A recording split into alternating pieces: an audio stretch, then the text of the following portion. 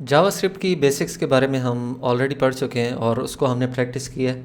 Now this is the time कि हम JavaScript को यूज़ करते हुए थोड़ी डॉम मैनिपुलेशन वगैरह करें, वेब के अंदर वो किस तरह से यूज़ होती है उन चीज़ों को डिस्कस करें।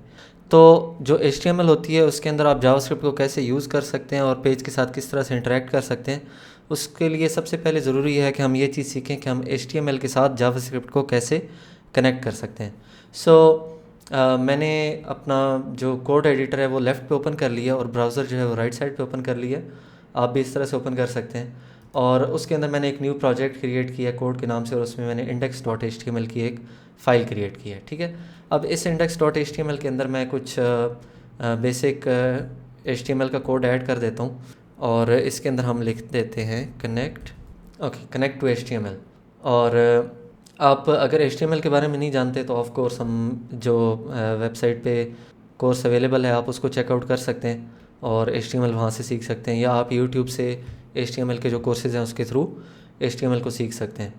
बट इस कोर्स के अंदर हम HTML को ऑफ कोर्स कवर नहीं करेंगे और मैं ये सपोज़ कर रहा हूँ कि आप HTML के टैग्स के बारे में जानते हैं।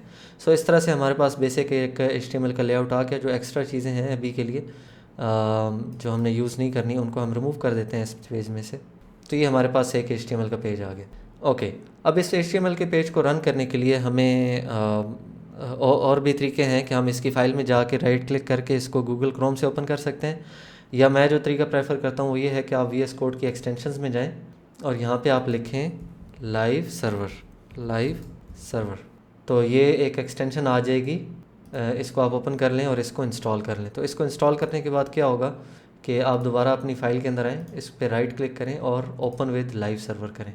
ओपन विद लाइव सर्वर करेंगे तो क्या होगा कि ये वेबसाइट आपकी ब्राउज़र के अंदर ओपन हो जाएगी। अब इसको लाइव ओपन करने का क्या फ़ायदा है, और अदरवाइज़ अगर आप फ़ाइल को जाके ओपन करेंगे तो उसमें क्या नुकसान है, वो ये है कि अब फ़ाइल के अंदर मैं जो भी चेंज करूँगा, फॉर एग्ज़ाम्पल मैं यहाँ पे 2 कर देता हूँ, तो आप देख सकते हो कि यहाँ पे इंस्टेंटली ये पेज ऑटोमेटिकली अपडेट हो चुका है और मुझे मैनुअली जाके इस पेज को दोबारा से रिफ़्रेश करने की ज़रूरत नहीं है इस तरह से। ठीक है, ओके, मैं इस चेंज को रिवर्ट कर देता हूँ और अब हम देख लेते हैं कि हम अपनी जो पेज की बॉडी है उसके अंदर कुछ ऐड करते हैं। मैंने एक सिंपल जो हेडिंग है उसको यहाँ पे ऐड कर दिया। हेडिंग को ऐड करने के बाद मैं यहाँ पे एक बटन ऐड करता हूँ और इस बटन को मैं कह देता हूँ चेंज बैकग्राउंड कलर। ठीक है, और हम क्या करेंगे कि इस बटन के क्लिक करने पे हम इसका बैकग्राउंड का जो कलर है उसको चेंज करेंगे। ओके, हमें इसका कलर चेंज करने के लिए क्या करना होगा कि हमें जावास्क्रिप्ट का कोड लिखना होगा। जावास्क्रिप्ट का कोड लिखने के लिए हम अपने पेज के अंदर स्क्रिप्ट का टैग ऐड कर सकते हैं। ठीक है, और स्क्रिप्ट का टैग हम जब ऐड करेंगे यहाँ पे तो उसके अंदर हम अपना कोड लिख सकते हैं। फॉर एग्जांपल मैं यहाँ पे लिखता हूँ कंसोल लॉग एक ऐड कर देता हूँ एंड यहाँ पे मैं लिखता हूँ जावास्क्रिप्ट इज़ वर्किंग। अब हम अपने ब्राउज़र में आते हैं, राइट क्लिक करते हैं और यहाँ से हम इंस्पेक्ट करेंगे और इंस्पेक्टर के थ्रू हम यहाँ पे ओपन कर लेते हैं पेज के अंदर हम सबसे पहले कंसोल को ओपन करेंगे और यहाँ पे देखेंगे कि जावास्क्रिप्ट इज़ वर्किंग, ये मैसेज आ चुका है। इससे ये हमें पता चला कि हमारी जावास्क्रिप्ट इस टाइम पे काम कर रही है। ओके, अब हम क्या करते हैं कि हम इस बटन के क्लिक पे, बिकॉज हमें अपना पेज का बैकग्राउंड कलर चेंज करना है, तो हम क्या करते हैं कि इसका एक इवेंट लिसनर ऐड करते हैं। इवेंट लिसनर का मतलब ये है कि हम इस बटन के क्लिक को कैच करना चाहते हैं कि जब इस पर क्लिक हो तो हमें हमारे कोड को पता चले। तो उसके लिए हम सबसे पहले एक कांस्टेंट वेरिएबल बना लेते हैं और उसके अंदर हम इस बटन को ले लेते हैं। बटन को लेने का तरीका ये है कि डॉक्यूमेंट डॉट गेट, बल्कि हम क्यूरी सिलेक्टर यूज़ कर लेते हैं, क्यूरी सिलेक्टर, और यहाँ पे हम बटन यूज़ कर लेंगे। ठीक है, डॉक्यूमेंट इज़ HTML डॉक्यूमेंट, और उससे क्या होगा कि हमारे पास पूरे पेज का डॉक्यूमेंट इसके अंदर अवेलेबल है।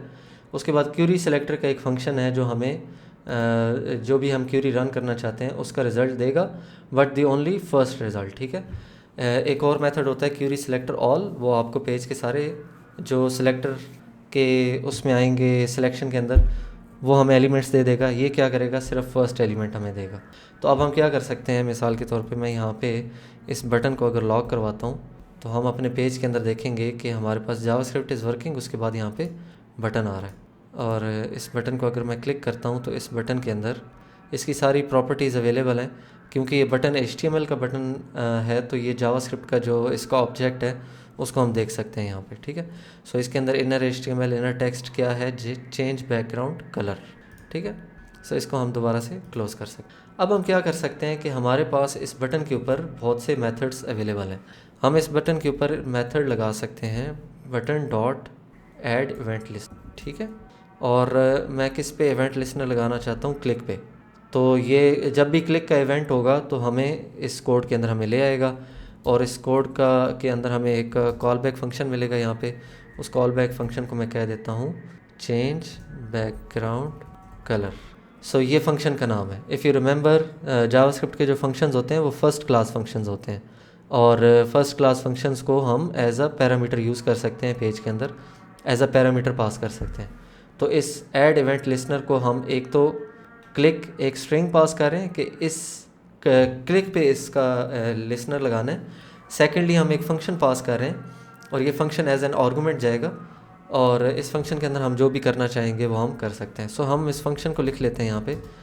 मैं फ़ंक्शन को कॉपी कर लेता हूँ, और यहाँ पे फंक्शन लिखा, फंक्शन की ब्रैकेट्स, और उसके बाद हम क्या करना चाहते हैं कि जब इस पर क्लिक हो तो मैं ये चाहता हूँ कि document dot body dot style dot background colour, ठीक है। तो मैं बैकग्राउंड कलर को ग्रीन कर देता हूँ। सो अब हमारे पास पेज के अंदर अगर हम यहाँ पे क्लिक करेंगे तो बैकग्राउंड कलर क्या हो जाएगा, ग्रीन हो जाएगा। बिकॉज हमने इसके क्लिक पे जब हमने क्लिक किया तो उसने देखा कि ये बटन है, इस बटन का ऑलरेडी क्यूरी सिलेक्टर था, इस पे इवेंट लग चुका था क्लिक का। क्लिक के ऊपर उसने चेंज बैकग्राउंड कलर का फंक्शन कॉल किया, और ये यहाँ पे कॉल हो गया, ठीक है। अब ये तो बात होगी कि हम जावास्क्रिप्ट को किस तरह से यूज़ कर रहे हैं। एक्चुअल जो हमारा टॉपिक है वो ये है कि हमने कनेक्ट किस तरह से करना है HTML और जावास्क्रिप्ट को। फर्स्ट मेथड मैंने आपसे डिस्कस कर लिया कि आप स्क्रिप्ट का टैग ऐड कर सकते हैं, लेकिन ये ज़्यादातर यूज़ नहीं किया जा सकता बिकॉज जावास्क्रिप्ट का कोड बहुत लेंथी हो सकता है, और एक ही HTML पेज के अंदर इसको यूज़ करना it's not a good practice. तो हम क्या करेंगे कि हम अपने यहाँ पे जाएंगे ब्राउज़र के अंदर, जो फाइल ब्राउज़र है उसके अंदर हम एक स्क्रिप्ट .js की फ़ाइल बना लेंगे। तो ये एक जावास्क्रिप्ट की फ़ाइल होगी, और इस फाइल को अब हम कनेक्ट कर देंगे अपने पेज के साथ, ठीक है। सो यहाँ पे हमने इसको कनेक्ट कर देना है। हम स्क्रिप्ट का टैग हेड के अंदर ऐड करेंगे, और उसके अंदर सोर्स के अंदर बताएंगे कि ये स्क्रिप्ट कहाँ से आएगा। तो इसको मैंने सोर्स के अंदर बताया कि script.js से ये सोर्स आएगा। तो अब क्या होगा कि script.js के अंदर जो भी जावास्क्रिप्ट का कोड है वो यहाँ पे इस पेज के अंदर लोड हो जाएगा।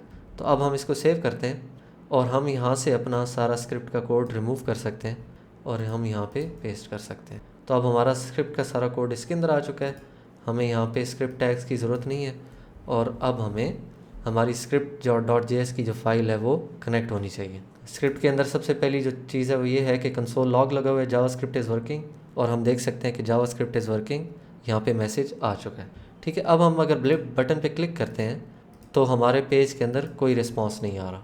अच्छा, इसकी रीज़न क्या है? उसकी रीज़न ये है कि अगर आप यहाँ पे देखें कि हमारा जावास्क्रिप्ट इज़ वर्किंग का मैसेज आ गया, उसके बाद हमने बटन को लॉक करवाया हुआ है, लेकिन बटन यहाँ पे नल आ रहा है, ठीक है। And the reason is because कि हमारा जो कोड रन होता है, जो जिस तरह से वेब ब्राउज़र इसको रन करता है, वो इसको लाइन बाय लाइन रन करता है। सो फर्स्ट लाइन एग्जीक्यूट होगी, सेकंड होगी, थर्ड होगी, फोर्थ होगी, फिफ्थ होगी। जब वो सिक्स लाइन पे आएगा तो वो स्क्रिप्ट टैग को ऐड कर देगा। जब स्क्रिप्ट टैग को ऐड करेगा तो जो इसका कोड है वो रन हो जाएगा। जब इसका कोड रन होगा तो यहाँ पे ये डॉक्यूमेंट डॉट क्यूरी सिलेक्टर और बटन को सिलेक्ट करने की कोशिश करेगा, लेकिन क्योंकि बटन अभी तक पेज के अंदर ऐड नहीं हुआ, बटन तो यहाँ पे ऐड होगा लाइन नंबर 11 पे, तो क्या हुआ कि उसको कुछ नहीं मिला, और हमारे इस बटन के अंदर नल वैल्यू आ गई, और इसी तरह से ये नल वैल्यू यहाँ पे प्रिंट हो गई। अब उसके बाद कोड आगे चला, और उसके बाद यहाँ पे 11 नंबर 9 लाइन पे बटन ऐड हो चुका है, ठीक है। सो ये एक छोटा सा प्रॉब्लम है कि हमारे पास स्क्रिप्ट टैग जो है वो रन नहीं हो रहा। इसको रन करने के लिए हम क्या कर सकते हैं कि हम जो बॉडी टैग है उसके बाद स्क्रिप्ट का टैग ऐड कर सकते हैं। सो हम हेड से इसको रिमूव करेंगे और यहाँ पे बाद में इसको ऐड कर देंगे, ठीक है। अब क्या होगा, अब आप देख सकते हो कि कंसोल के अंदर जावास्क्रिप्ट इज़ वर्किंग और बटन भी आ रहा है, और अगर हम इस पर क्लिक करते हैं तो ये तब भी काम करेगा, ठीक है। लेकिन अगेन जावास्क्रिप्ट को इस तरह से लोड करना it's not a good method, because इसकी सारा कंटेंट जो है वो ऊपर लोड हो चुका होगा, फिर स्क्रिप्ट की फाइल अलग से लोड होंगी। सो इसको करने के लिए कुछ और तरीके हैं जो जावास्क्रिप्ट ने ऑलरेडी हमें out of the box provide किए हैं। एक मेथड है जो कि थोड़ा कॉम्प्लिकेटेड है कि हम यहाँ पे लोड का इवेंट लगा सकते हैं, बट उसके अंदर मैं नहीं जाता, आप कंफ्यूज हो जाएंगे। तो हम क्या कर सकते हैं कि स्क्रिप्ट के टैग को दोबारा से अपनी जगह पे वापस ले आते हैं और हम क्या कर सकते हैं कि यहाँ पे एक एट्रीब्यूट इसको दे सकते हैं डेफर। तो अब डेफर से क्या होगा, डेफर से ये होगा कि ये जो स्क्रिप्ट है ये लोड होगा और उसके बाद फिर ये पेज का जो कंटेंट है ये लोड होगा, उसके बाद स्क्रिप्ट का टैग लोड होगा। तो अब आप देख सकते हो कि बटन भी यहाँ पे आ रहा है और अगर हम इस पर क्लिक करते हैं तो ये क्लिक भी हो रहा है। डेफर के अलावा एक जो और ऑप्शन हमारे पास अवेलेबल है वो है एसिंक की। तो अगर हम डेफर की जगह एसिंक ऐड कर देते हैं तब ही हमारा काम हो जाएगा। और एसिंक और डेफर में क्या फ़र्क है, एसिंक ये करेगा कि जब तक स्क्रिप्ट लोड हो रहा है, जब तक पेज का कंटेंट लोड हो रहा है, तो वो स्क्रिप्ट को लोड करने की भी रिक्वेस्ट भेज देगा, ठीक है। So if you are getting it wrong और आपको उस तरह से समझ नहीं आ रही, so it's not very important कि आपको इन कॉन्सेप्ट्स की समझ है। अभी आपका कोड इस तरह से रन करना चाहिए और आपको इन ऑप्शंस का पता होना चाहिए कि डेफर और एसिंक किस तरह से काम करता है। तो अब हम बड़े क्लीन तरीके के साथ हेड टैग के अंदर सारे स्क्रिप्ट टैग्स को ऐड कर सकते हैं और अपना HTML यहाँ पे ऐड कर सकते हैं। स्क्रिप्ट जो है वो अलग एक फ़ाइल के अंदर होगा, so it's a clean way to do JavaScript in HTML files, ठीक है। सो इस तरह से हम अब इंटरेक्ट भी कर रहे हैं पेज के अंदर। हम क्लिक कर रहे हैं तो बैकग्राउंड कलर चेंज हो रहा है। This is a very basic example, लेकिन हमें चलें ये पता चल गया कि HTML के साथ हम प्ले अराउंड कर सकते हैं यूजिंग जावास्क्रिप्ट। तो हम उसमें कंडीशंस लगा के जो भी चीज़ें करनी होंगी वो अब हम प्रोग्रामेटिकली करेंगे। अगर हम इसको HTML पेज के अंदर इसका बैकग्राउंड ऐड करते तो हम उसको ऑफ कोर्स दोबारा से चेंज नहीं कर सकते, और वो अगर हम कोड के अंदर चेंज करेंगे तभी चेंज होगा। तो इस तरह से हम HTML और जावास्क्रिप्ट को कनेक्ट करते हैं। आप इसको थोड़ा सा प्रैक्टिस करें, इसके जो डिफरेंट मेथड्स हैं, and I will see you in the next.